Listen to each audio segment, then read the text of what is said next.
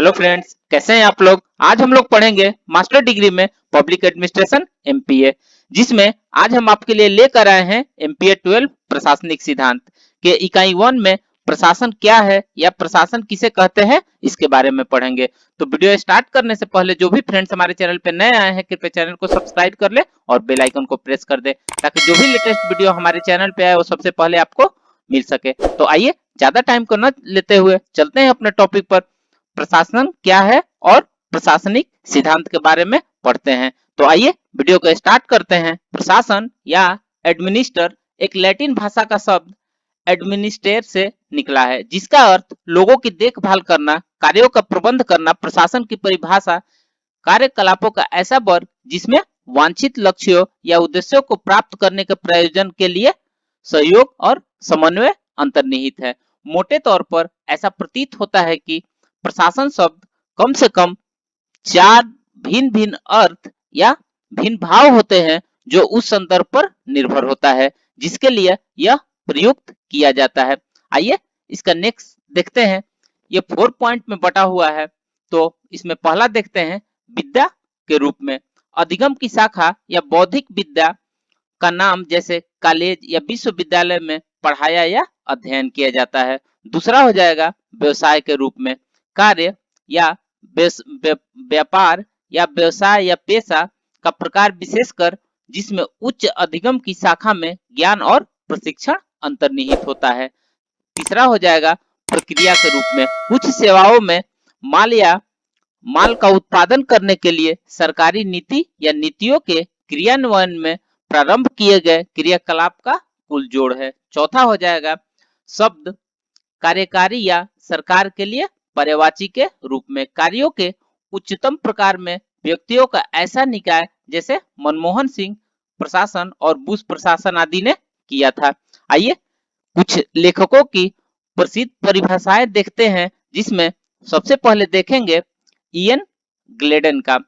Ian ग्लेडन ने कहा है कि प्रशासन लंबा और किंचित अम्बाडरपूर्ण शब्द है क्योंकि इसका अर्थ लोगों की देखभाल करना और कार्यों की व्यवस्था करना है, सचेतन के अनुसरण में की गई निश्चित कार्रवाई है।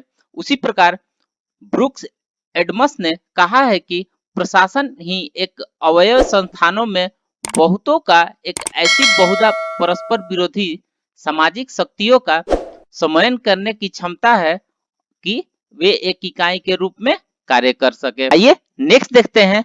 फेलिक्स एनिग्रो ने कहा है कि प्रशासन संगठन और प्रयोजन पूरा करने के लिए व्यक्तियों और सामग्री का प्रयोग है। उसी प्रकार जेएम पिफनेर और आर प्रेस्थस ने कहा है कि प्रशासन वांछित उद्देश्य प्राप्त करने के लिए मानव और वस्तुगत संसाधन का संगठन और निर्देशन है। उसी प्रकार डीएल वाइट कहते हैं कि कुछ प्रयोजन और उद्देश्य प्राप्त करने के लिए बहुत से व्यक्तियों का निर्देशन, समन्वय और नियंत्रण प्रशासन की कला है।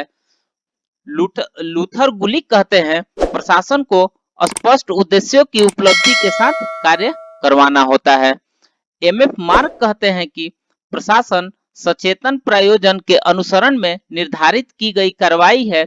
यह कार्यों की प्रणालीबद्ध अनुक्रम है और संसाधनों का सुविचारित प्रयोग है, जिसका अर्थ उन कार्यों को करवाना है जिन्हें कोई होना चाहता है और देश को प्रत्येक बात पहले बताना चाहता है।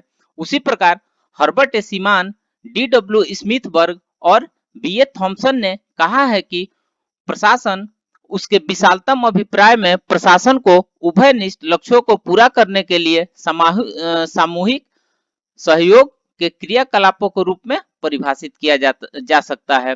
उपयुक्त परिभाषाओं के संक्षिप्त विश्लेषण से स्पष्ट होता है कि प्रशासन में 2 अनिवार्य तत्व समाविष्ट होते हैं, जैसे सहयोगशील प्रयास और दूसरा सामान्य उद्देश्यों का अनुसरण। यदि केवल एक ही सामान्य प्रयोजन है तो आप सामूहिक प्रयास के बिना या विलोमतः कोई प्रशासन नहीं पा सकते हैं। प्रशासन को सामाजिक संबंधों को प्रौद्योगिकी भी कहा जाता है। अतः प्रशासन सभी सामूहिक प्रयासों, सरकारी या निजी, सिविल या सैन्य, बड़े पैमाने या छोटे पैमाने के लिए सामान्य प्रक्रिया है। यह प्रशासन यह प्रक्रिया बड़े स्टोर, बैंक, विश्वविद्यालय, हाई स्कूल, रेल बोर्ड, अस्पताल, होटल या स्थानीय शासन में कार्य करती है। तो फ्रेंड्स, इस प्रकार से आज हमने प्रशासन क्या है या प्रशासन किसे कहते हैं के बारे में जाना। तो मिलते हैं एक नए वीडियो के साथ में, तब तक से बने रहिए हमारे चैनल पे। धन्यवाद।